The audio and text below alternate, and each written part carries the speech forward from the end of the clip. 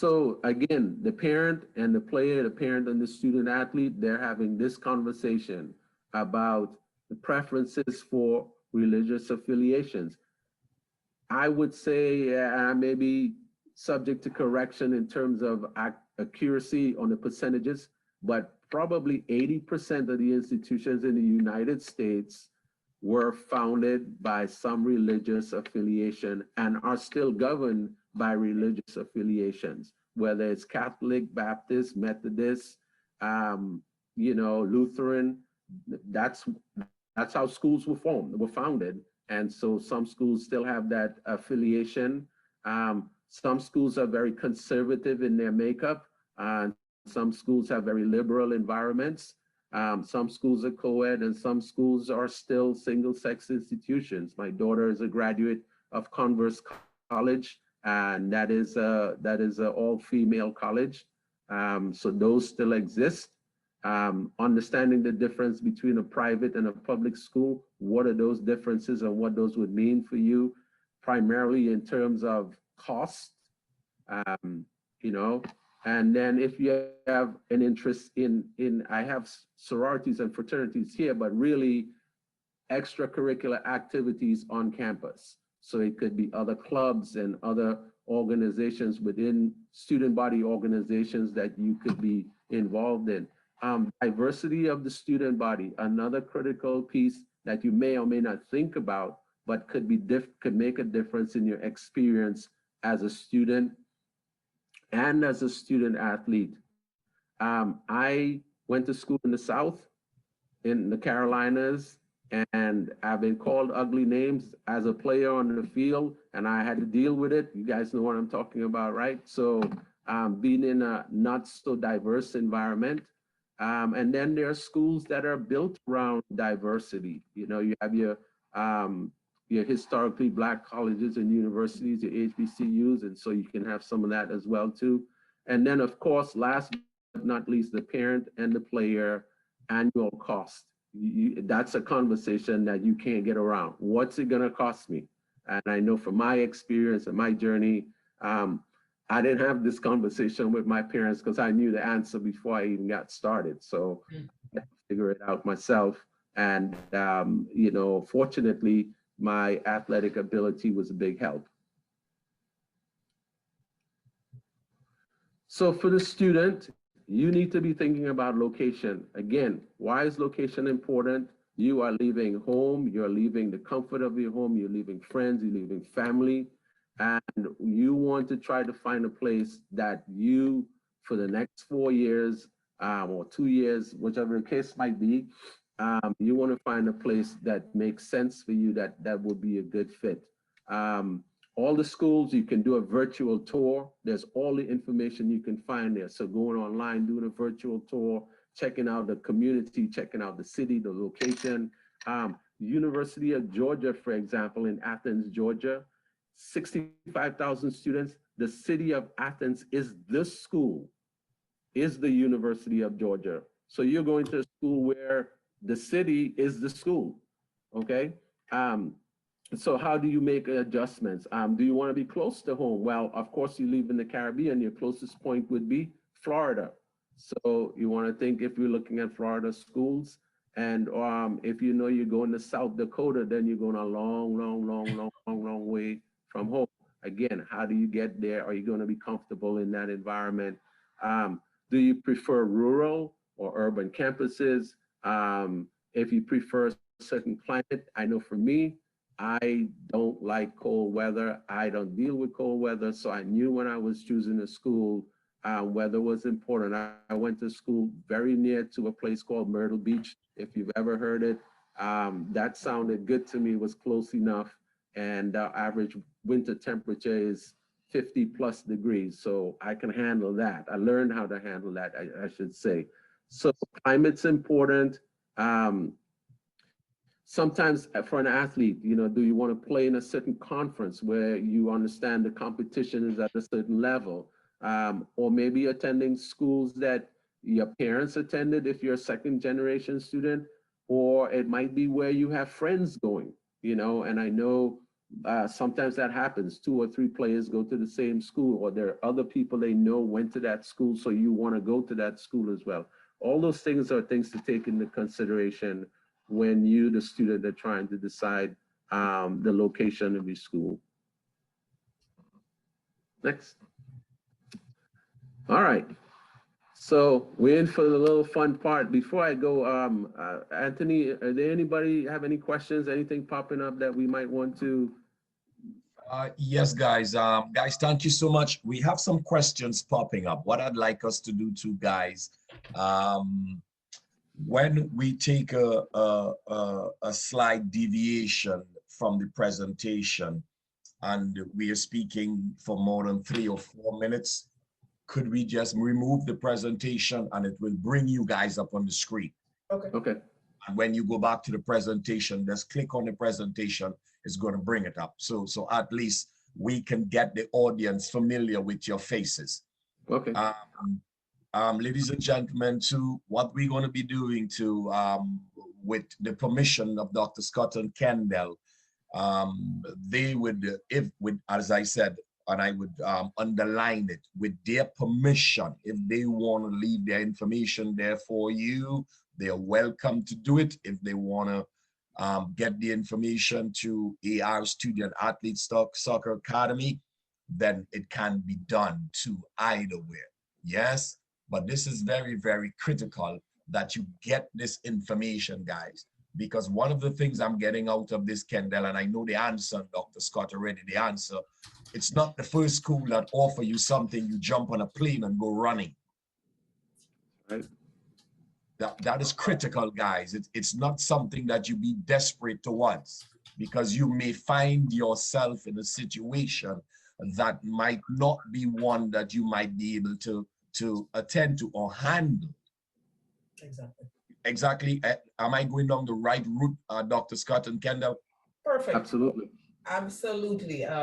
You know, the first stuff is wonderful, but you have to line it up against other options to see which offer is the best for your situation. Money-wise, program-wise, distance, location, fit, all of those things. You know, when you go in shop, you don't just take the first thing off the rack and say, yes, I like this. You put it back, you try something else. It's the same thing with the school, because as Kendall said, you have to spend the next 4 years, night and day, in that location with those people. So you give yourself, do yourself a favor and give yourself choices. Allow yourself at least the opportunity to look at other things before you make your final decision. And one more thing I'd like to add there, Kendall, because I know you may have things to add, and we are all in the US and we are in different states right now. Please note, guys, and this is something I try to share in my 2 WhatsApp group, because I have 2 WhatsApp group, and I have one with over 200 something kids and one with over 100 something kids in the different groups. And one of the information that I try to share with you guys to please note, there are more or over 3,000 schools in the United States of America. I need you to understand that. I know majority of our base here might be out of the Caribbean region. We have some people logging in here from out of England. Sir John Owens, thank you so much. I know you're always logged on with us. We have guests here from the African continent and different parts of the world. But I need you to understand, there is a lot of schools in the US. And you need not, you know, grasp at the first one with everything and decide, hey, I got one, I'm going to go off to that school. And you find yourself in a place where you get a culture shock because there's snow there. And you're listening to Kendall speak about, you know, his liking for snow. You know, for me, I'm a Florida boy, which I spent close to 15, 16 years in Florida, which is the closest you can get to the Caribbean. Now I'm not in Florida. There is snow where I'm at, and I've been here 5 years. I've gotten accustomed to it, so I am different from Kendall. I really love the snow, dude. I'm not with you on that. I've been okay. in this. What we're talking about, guys? But I want to say about the business of the choices. Yes. Couple of things we have to remember, especially coming from the Caribbean. Our system is pretty straightforward. Our system is very selective. Either you get in, you get your passes, you get to the good school or prestige school, and your business fixed. The system in the US is a little more fluid in that there are different kinds of schools. So there are tech schools, there are community colleges that are for 2 years, and you can start at a community college and then move on to a four-year institution. So everything doesn't start and end with the four-year institution. That's your end game, but you can get it a number of ways. And the other thing I would say is, if you watch the opening of the Olympics last night, and as you watch the Olympics, you will hear the newscasters talk about particularly the US team members. They will tell you what school they went to. So you can hear, it will not be a whole lot of Harvard, Brown, and Yale. It will be so-and-so state, so-and-so public university. It allows you to hear the number of options that exist. And it's all about choice. Kendall, also too, a lot of questions are popping up in the bar there. Feel free to answer those questions, guys, if you want, and you can do the second half of your presentation, or you can also answer some of the questions there. I know there's a number of questions from Justin. I know there's a question, there's a new question there. So feel free. You could go into the bottom of the screen where the chat is. Just click on chat and you will see the questions popping up on your screen. I am in the chat. I don't see anything. They may have gone already. We're going already. Okay. Yeah. Beautiful. So if somebody, okay, I have one here. Here, I have a question. In case of qualifying for financial aid, is there generally a better category of schools in terms of private versus public? Yes. So when it comes to qualifying for aid, think of it this way: in the U.S., there's federal money. That's money that the government gives to schools. So that's not available to you if you're not a US citizen. So if you're coming from the Caribbean, public universities are less likely to be able to give you a scholarship because they're public, they're intended for the residents or the citizens of that state. Your private institutions will be the ones with more flexibility, and they may have pockets, not always deep, but they may have availability of funds. So part of your research will have to be, is this a private school, and how much money do they give to international students? Some schools will tell you off the bat, nothing available to international students. Okay, turn the page, keep it moving. Other schools will tell you that there is a limit to what is available to international students. So that is certainly a critical part of your research process. Beautiful. I think we have another question here. And what is saying, let me see if I can get it. How would pre-UWI courses as opposed to sixth form be graded or assessed? Kendall, you want to take that one? Yeah, so the one thing I want to get clear is when you say pre-UE courses. So I'm not sure. So if you already enrolled in UE, you would be coming as a transfer student, depending on the course content, because you'd have to get a course description that matches an equivalent course description, and then you can get credit for it. In fact, some schools get credit for CAPE exams. So there's some schools that would give you college credit coming in. I have a student that I'm familiar with who is going to be starting school in the fall, and one school was going to give her as much as 12 credits. So an entire semester of credit would be given to her for her CAPE results. So I don't know what pre-UE courses are, but if you're enrolled in university, you know, in the course description matches a similar course at a US institution, you can get those credits as transfer credits. One other question here, I think Zion, and I know Zion pretty well from Trinidad.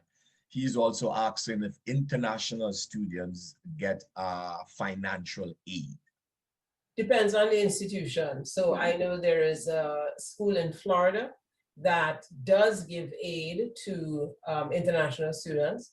But I also know that some of and the school in Florida is not an Ivy. I do know that some of the Ivies in the Northeast are selective, if that's the right word, with how much they give and if they give. So when you do the research, I would say either email or call the international admissions person and ask directly, what percentage of your international applicants get financial aid and how much? Because sometimes the amount of aid will make the difference. So particularly with IVs, IVs are not cheap. IVs start 50 plus, 60 plus, 70 plus a year. So if you get accepted to an IV and they say, yep, we'll give you financial aid, we will give you 35, but the annual bill is 70. By my math, you still have 35 to get. And that doesn't include 25 cents to buy soda, water, juice, gum. So you have to think in terms of the whole bill and then how much the IV is actually going to be able to give you. And is it repeatable? Because they may give you money just the first year. And then the other 3 years, you're on your own. So you want to be sure before you sign on the dotted line and commit to anything, you need to know how much you're getting and if you're going to get it every year. Are you going to get it every year automatically? Or are you going to get it if you meet the criteria? In some cases, that means you have to maintain 3.5, 3.6, 3.7 GPA. Or in other cases, it may simply be you have to demonstrate progress. So all of those details you want to check before you say, yes, I come in. Interesting. Okay, guys, Kendall, back over to you guys. Thank you guys so much. Guys, please continue with the questions. You could continue texting your questions and it would be answered at the appropriate time.